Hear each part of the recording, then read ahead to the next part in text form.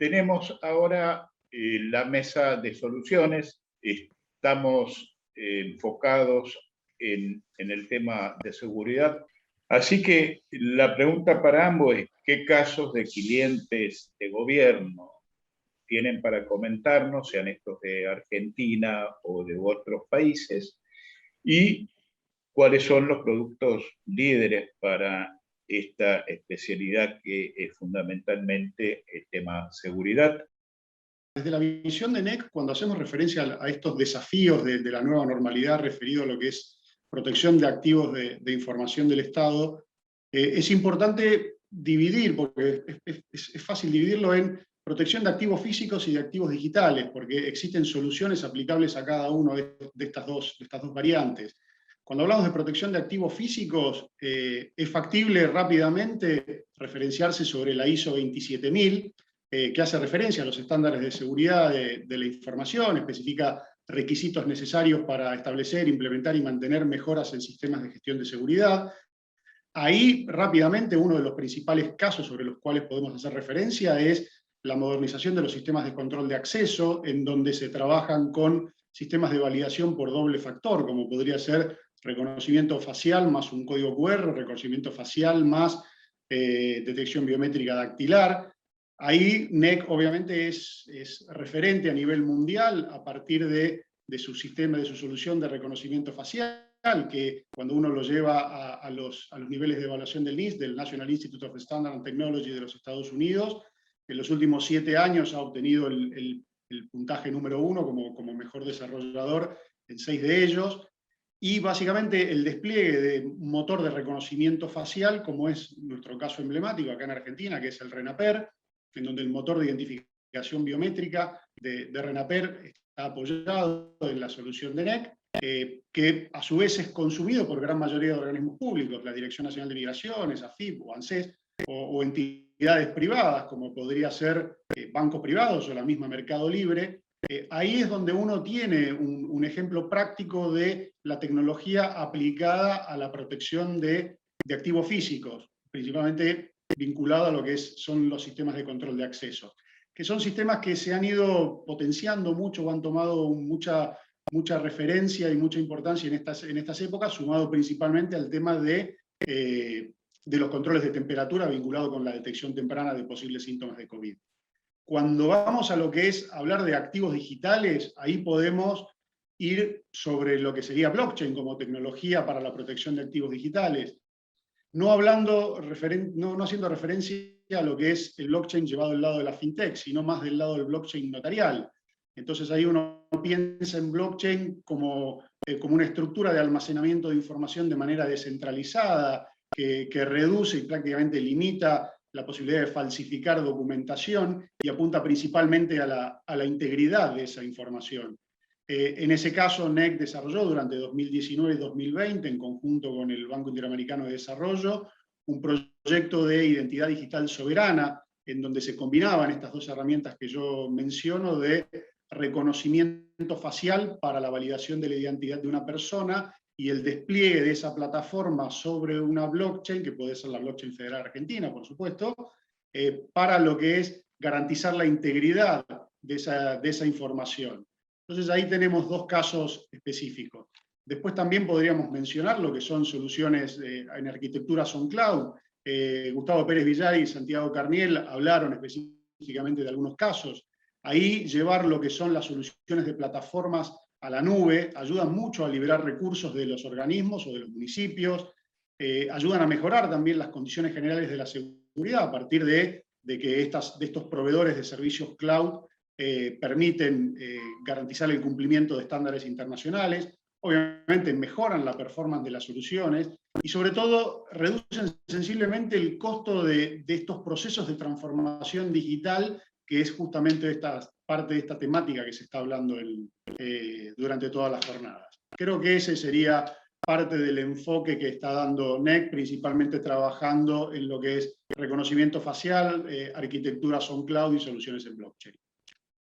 Desde el lado de Lumen, si quieren podemos hablar de diferentes como fases que vivimos durante este periodo, ¿no? O sea, en la primera fase donde obviamente la pandemia de alguna forma nos sorprendió a todos, nosotros nos encontramos, digamos, brindando soluciones, digamos, que requerían mucho de nuestros clientes, primero de la parte de conectividad, ¿no? O sea, primero, obviamente esto generó que un montón de personas tuviesen que trabajar desde las casas, que esto no era lo normal, por lo cual esto hizo que muchos de los accesos de los sistemas y demás necesitaran realmente una ayuda, si quieren, a nivel de la capacidad, ¿no? Entonces, primero fue de ese lado, y nosotros primero como proveedores, ¿no? Proveedores de conectividad. Y después, como proveedores también de la parte de seguridad, obviamente, vino todo el desafío, digamos, de los usuarios, ¿no? De los usuarios remotos, que de vuelta, o sea, digamos, todas las empresas, los mismos los estados, digamos, estaban acostumbrados solamente a trabajar desde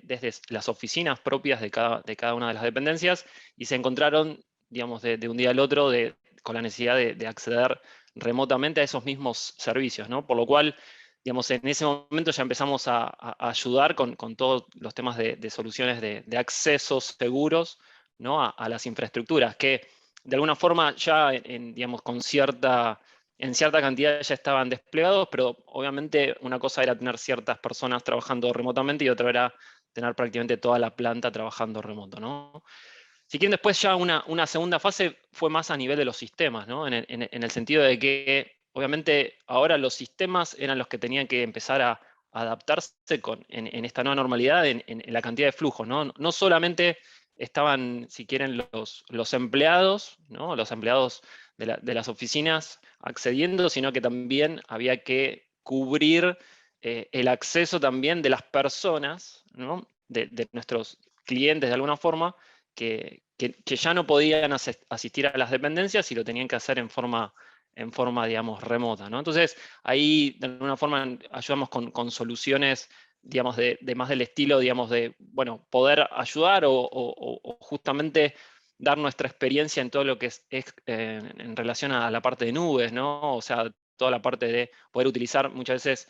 Justamente recién hablaban de la parte de justicia anteriormente, en el tema del desafío que puede ser, digamos, llevar ciertos sistemas también a la nube, obviamente por temas de privacidad, por temas, digamos, de la confidencialidad de esos datos.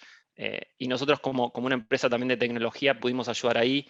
Sergio Calvielo estuvo ayer comentando justamente este tema de la plataforma, ¿no? De nuestra plataforma a nivel, digamos, de solución, que pudimos también brindar, digamos, a los diferentes estados. Y después, si quieren, la tercera etapa, ¿no? O sea, la tercera etapa en la cual, obviamente, ya cuando empezamos a hablar de la parte de ataques, o sea, todo esto se ha, obviamente, primero, todos trabajando remotamente, también ha hecho que a nivel, digamos, de sistemas, la criticidad que tienen los sistemas hoy a nivel de conectividad, ¿no? O sea que hoy más que nunca un sistema que esté conectado, que esté en línea, es sumamente importante. De vuelta, para las personas que trabajan y para los usuarios que tienen acceso a esa información. Por lo cual se hizo o sea, nosotros desde nuestro lado empezamos a ver, digamos, que muchos de los ataques venían dirigidos digamos, a sistemas en el cual buscaban prácticamente que estén fuera de línea, ¿no? Lo que se denomina como ataques de negación de servicio, ¿no?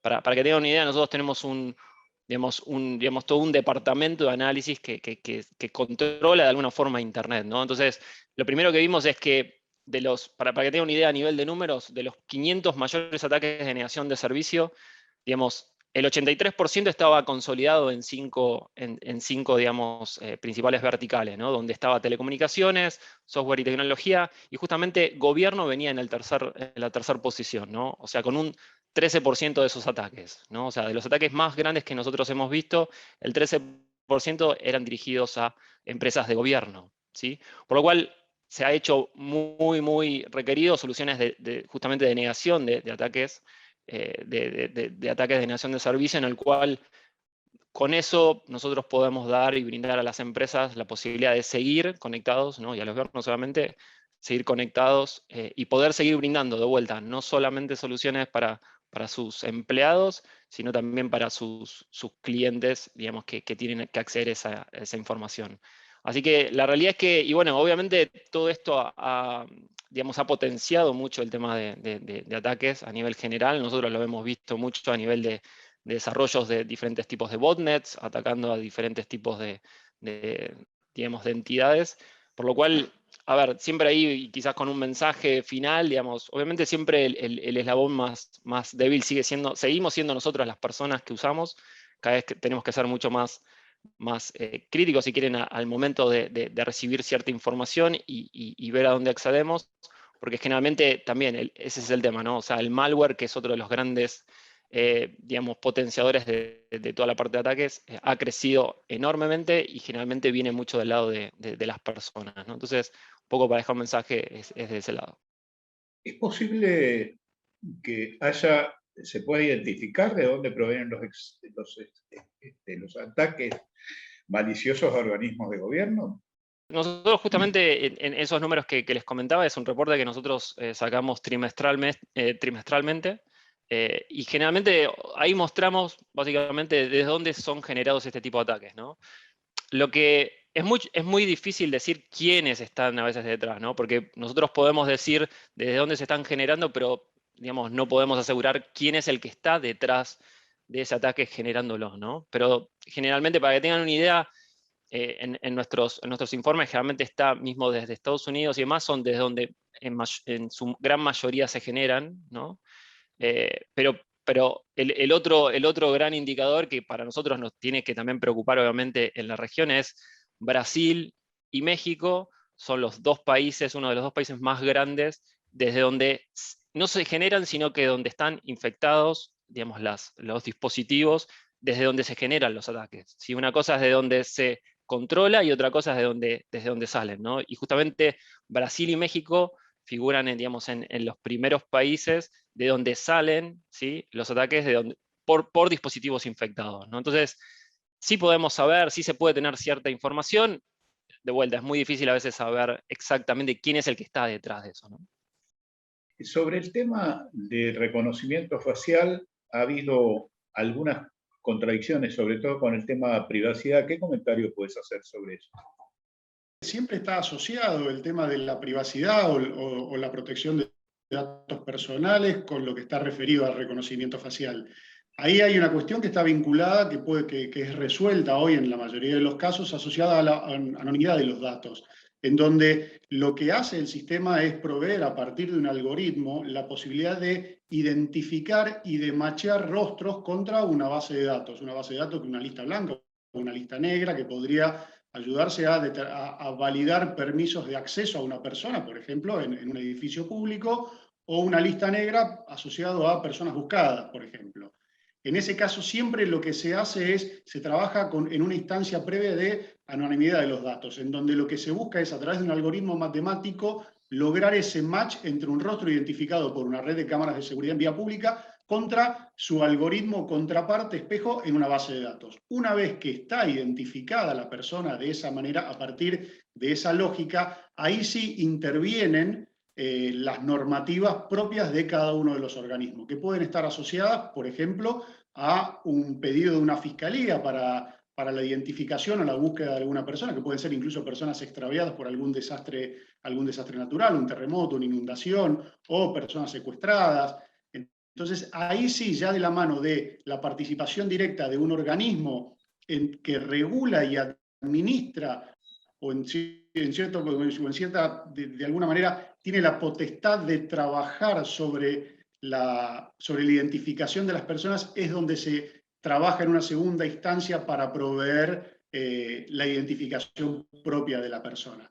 Ese es un tema sobre el cual en las empresas privadas se está trabajando mucho ese tema, y en los organismos públicos. Como mencionaba al principio, cuando uno habla de la ISO 27000, la ISO 27000, entre varias cuestiones que reglamenta, plantea esto, el uso del reconocimiento facial, como una de las principales soluciones tecnológicas. Entonces, también la norma establece cuáles deben ser esas características propias de uso. Si vamos por ahí más a lo que es la normativa a nivel nacional, está la decisión administrativa 641 de este año, de la Secretaría de Innovación Pública, de Jefatura de Gabinete, que establece los requisitos mínimos de seguridad de la información para todo lo que son los organismos públicos, que daba un plazo que en realidad vencía ayer para que los organismos públicos implementen estas recomendaciones de seguridad, pero por ejemplo hace referencia a proteger los derechos de los titulares de datos personales o de la propiedad de la información, y también tiene directrices vinculadas a la política de seguridad informática de los recursos humanos. Entonces, hablar de reconocimiento facial es, como se suele mencionar, la tecnología no provee una solución por sí mismo, sino que termina siendo un vector o termina siendo un eslabón de una cadena que en este caso involucra un aparataje legal o el soporte legal necesario para poder ser desplegada y lograr los beneficios propios que la tecnología puede proveer.